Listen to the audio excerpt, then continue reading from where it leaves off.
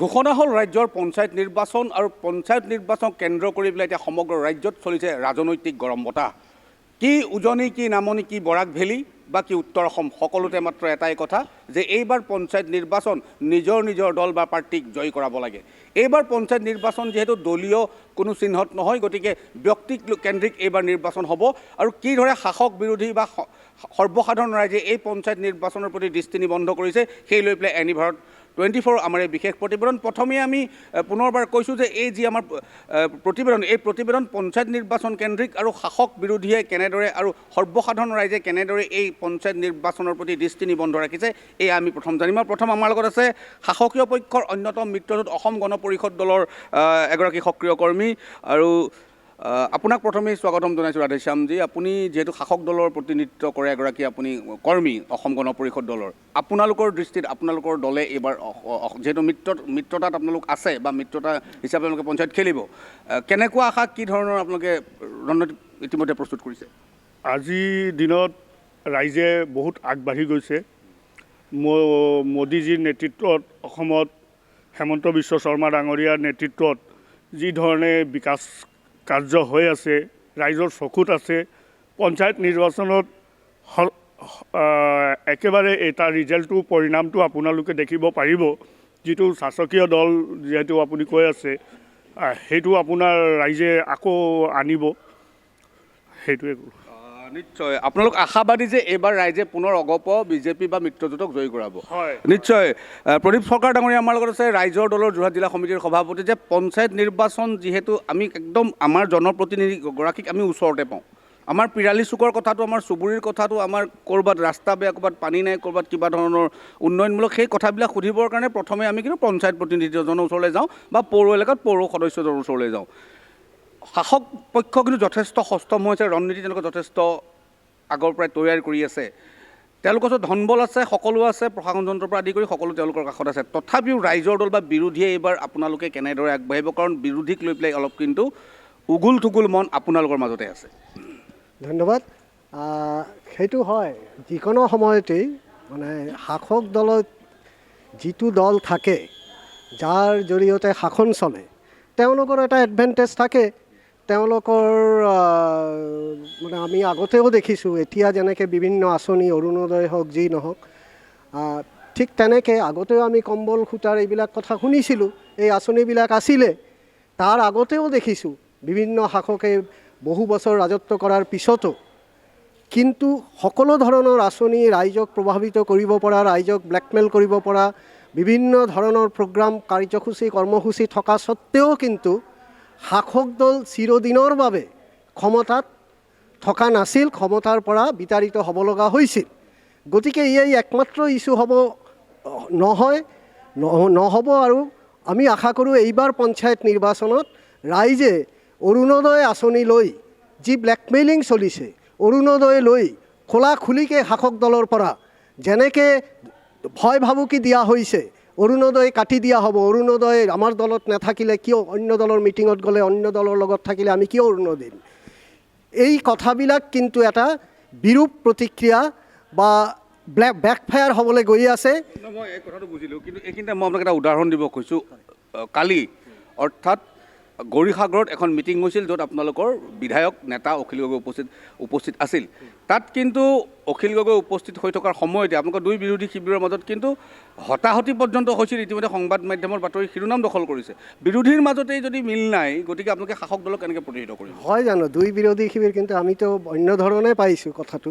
আমি যিটো দেখিছোঁ বা সংবাদ মাধ্যমতো দেখিছোঁ কালি, যে আমাৰ সভাপতি অখিল গগৈ ডাঙৰীয়াক তাক এই আঁচনিত দিয়াৰ কাৰণে ৰাইজক মানে তেওঁক প্ৰশাসনৰ পৰা ইনভাইটেশ্যন কৰা হৈছিলে এটা নিৰ্ধাৰিত সময়ৰ আগত।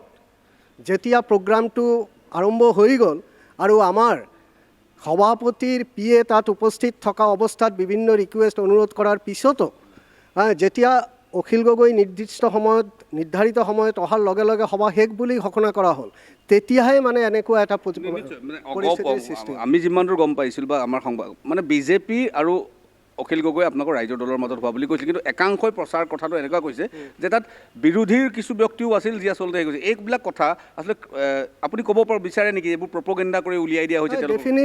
ডেফিনেটলি এতিয়া কথাটো হ'ল উদ্দেশ্যটো কি আছিলে? উদ্দেশ্যটোতো বিৰোধীৰ উদ্দেশ্য নাছিল।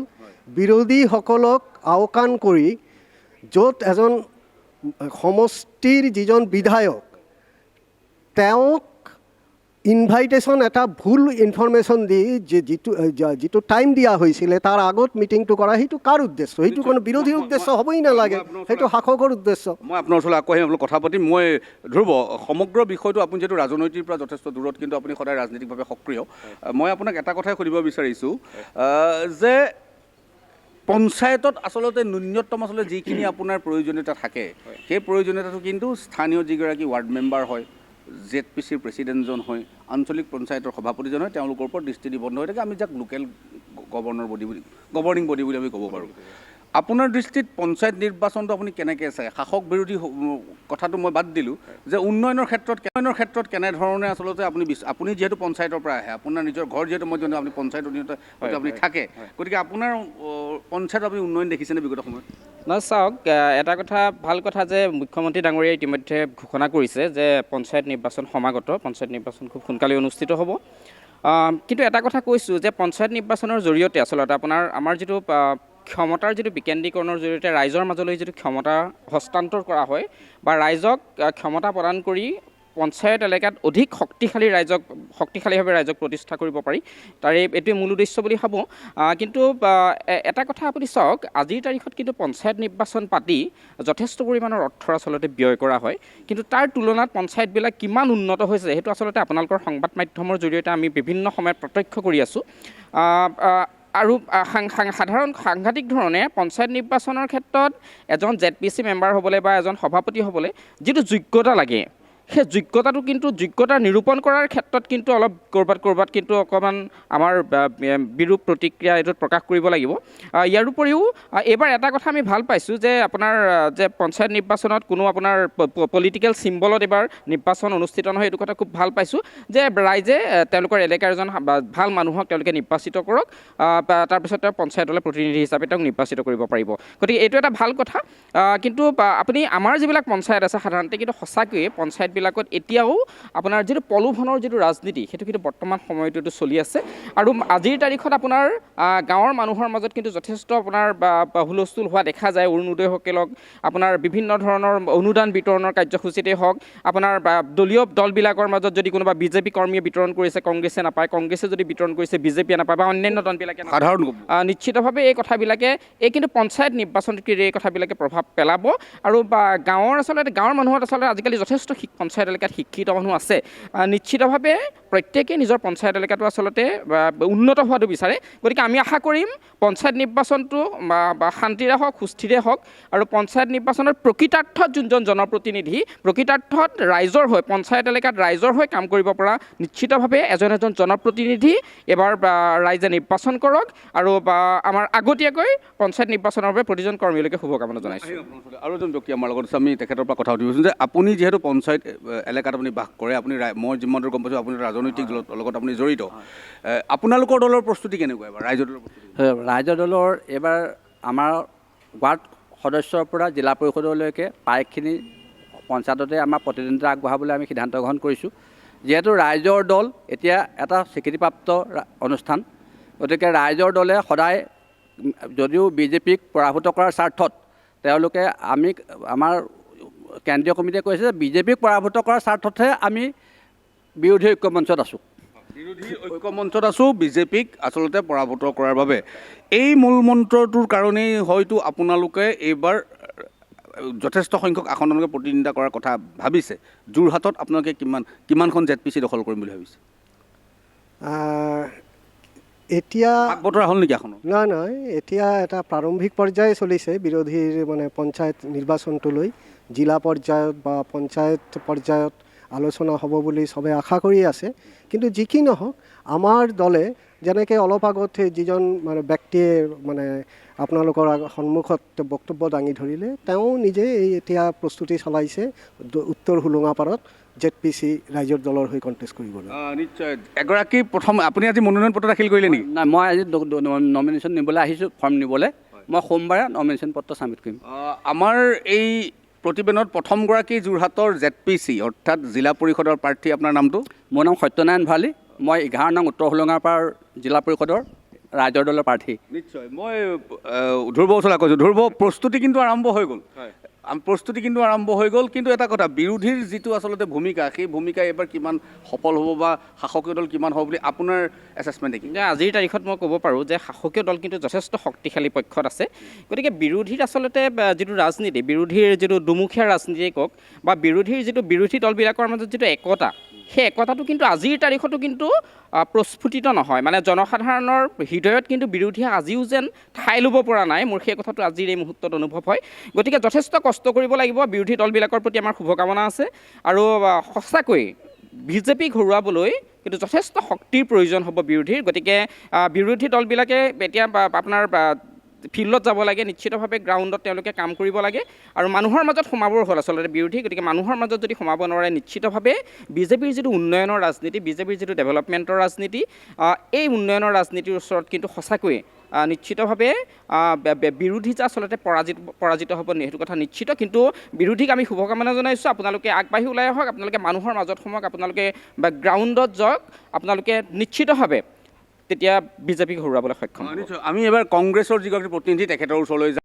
ৰাইজৰ দলৰ প্ৰতিনিধিগৰাকীয়ে কৈছে যে তেওঁলোকো আশাবাদী, কিন্তু আপোনালোক মিত্ৰজোঁটত আছে। কেনেধৰণৰ আশাবাদী? যোৰহাটত কিমানকেইখন আসন পাব আৰু পঞ্চায়তৰ ক্ষেত্ৰত কেনেদৰে প্ৰস্তুত? মই প্ৰথমতে পঞ্চায়ত নিৰ্বাচন পাতিব লৈছে, তাৰ বাবে ৰাজ্য চৰকাৰে যিটো পদক্ষেপ ল'লে, যোৱা বিগত এবছৰৰ পঞ্চায়ত উন্নয়নৰ পৰা সাধাৰণ গাঁৱৰ ৰাইজ, পঞ্চায়তৰ ৰাইজ বঞ্চিত হৈ আছিলে। আমি আশা কৰোঁ আগন্তুক সময়ত পঞ্চায়ত নিৰ্বাচন হোৱালৈকে উন্নয়নৰ গতিবিলাক ত্বৰান্বিত হ'ব। আমি আশাবাদী, যোৰহাট জিলা কংগ্ৰেছ আশাবাদী। বিগত 2002 চনৰ পৰা যোৰহাটত জিলা পৰিষদ, যোৰহাটৰ বিভিন্ন পঞ্চায়তসমূহ কংগ্ৰেছৰ দখলত আছিলে। আগন্তুক সময়তো আমি এই পঞ্চায়ত নিৰ্বাচনতো আমি কংগ্ৰেছ দলে আশা কৰোঁ যে আমি সফলতা লাভ কৰিম আৰু যোৰহাট জিলা পৰিষদ আৰু যোৰহাটৰ অন্তৰ্গত জিলা অন্তৰ্গত যিমানসমূহ পঞ্চায়ত আছে, পঞ্চায়তসমূহ আমাৰ দখললৈ আহিব। যিহেতু নিৰ্বাচন এবাৰ কোনো চিহ্নত নহয়, গতিকে কেনেধৰণৰ? নহয়, আমি প্ৰথম কথা হৈছে আমি তৃণমূল পৰ্যায়ৰ যিটো গাঁও পঞ্চায়তৰ সদস্য, খণ্ড সদস্যৰ প্ৰাৰ্থী, তাত আমি আমাৰ ব্লক লেভেলৰ পৰা আৰু মণ্ডল লেভেলৰ পৰা তাত কৰা হৈছে। তাত এজন স্থানীয় জনপ্ৰিয় ব্যক্তিকে ডেফিনেটলি দিয়া হ'ব প্ৰাৰ্থিত্ব আৰু আঞ্চলিক পঞ্চায়তৰ সদস্যসকলক আমাৰ দলীয় চিম্বলত হ'ব, জিলা পৰিষদৰ সদস্যসমূহ আমাৰ দলীয় চিম্বলত হ'ব আৰু সেই গতিত আমাৰ প্ৰাৰ্থী ইতিমধ্যে আমি যুঁজা চলাই আছিলোঁ। যিহেতু পঞ্চায়ত নিৰ্বাচন বিগত এবছৰ ধৰি আমাৰ প্ৰাৰ্থী প্ৰায়সমূহ চূড়ান্ত হৈছে। দুই এঠাইত প্ৰাৰ্থী 2-3জন পেনেল আছে কাৰণে অলপ সম্ভৱ শেষ মুহূৰ্তলৈকে আমি ৰখিব লাগিব তেওঁলোকৰ প্ৰাৰ্থিত্ব প্ৰদানৰ বিষয়ে সিদ্ধান্ত। যিহেতু জিলা কংগ্ৰেছ কৰ্তৃত্বৰ দিছে, সভাপতি মহোদয় বৰ্তমান দিল্লীত আছে। দিল্লীৰ পৰা অহাৰ পিছত আমি এই সম্বন্ধে যাৱতীয় পদক্ষেপ কৰি প্ৰাৰ্থী চিম্বল আমি 11 তাৰিখৰ আগেয়ে আমি সকলোকে এলট কৰি দিম। আৰু এইদৰে আচলতে যোৰহাট তথা সমগ্ৰ ৰাজ্যত এতিয়া চলিছে পঞ্চায়ত নিৰ্বাচনৰ কুচকাৱাজ। প্ৰথম পৰ্যায়ৰ 2 মে' তাৰিখে উজনি অসম তথা বৰাক ভেলীত পঞ্চায়ত নিৰ্বাচন অনুষ্ঠিত হ'ব। তাক লৈ পেলাই সজোৰে এতিয়া কঁকালত টঙালি বান্ধিছে শাসক বিৰোধীয়ে। পঞ্চায়তৰ আচলতে যি নিৰ্বাচন, সেই নিৰ্বাচন যিহেতু এবাৰ কোনো দলীয় প্ৰতীকত নহয়, গতিকে পঞ্চায়তৰ সেইগৰাকী স্থানীয় ব্যক্তিৰ ভাৱমূৰ্তি আৰু বিগত সময়ত সেইসকল জনপ্ৰতিনিধিয়ে কৰা উন্নয়নমূলক কামেই হ'ব এইবাৰ প্ৰতিটো দলৰ আচলতে নিৰ্বাচনী যুঁজত অৱতীৰ্ণ হোৱাৰ মূল মন্ত্ৰ। কাৰণ ওচৰত থকা জনপ্ৰতিনিধিজনৰ প্ৰত্যেকটো কামেই তীক্ষ্ণভাৱে আচলতে পৰ্যালোচনা কৰে প্ৰতিটো অঞ্চল, চুবুৰী তথা স্থানীয় জনগণে। যোৰহাটৰ পৰা ৰাজীৱৰ সৈতে কংকনজ্যোতি শৰ্মা ৰিপৰ্ট, এনিভাৰত 24।